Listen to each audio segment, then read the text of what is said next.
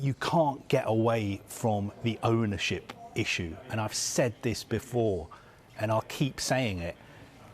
Under the current owners, this is what United is going to be like, because the way they bought the club and the way they loaded debt onto the club and the way the club has to pay those debts off means that United are going to fall further and further behind very well-run clubs like Manchester City, like Liverpool, like PSG, like Chelsea again now, where you've got owners who put money in, not owners who take money out. 15 years ago, the Glazer family borrowed £600 million to buy Manchester United.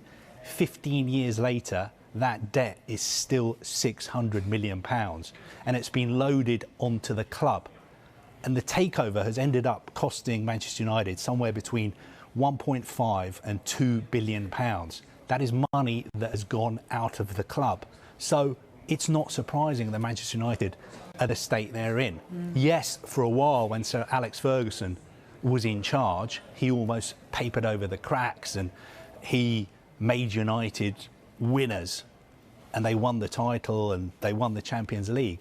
But long term, what you're seeing yesterday is a direct result of the ownership model at Manchester United. And that ownership model would no longer be allowed in English football. It would not be, it's not allowed in American football. You can't have leveraged buyouts.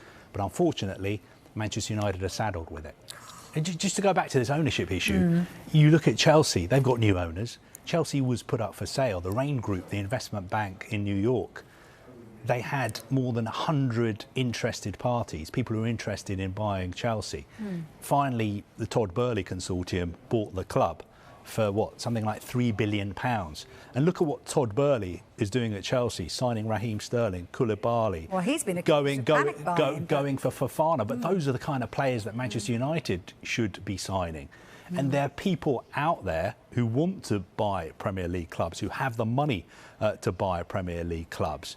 You know, until this debt issue is sorted out, I don't think Manchester United are ever going to get back to the level they were at before the Glazers arrived. And clubs like Manchester City, PSG, Liverpool are now light years ahead of Manchester United. You look at the league table last season, City finished 35 points above Manchester United. They're almost in a different division. They're in a different league.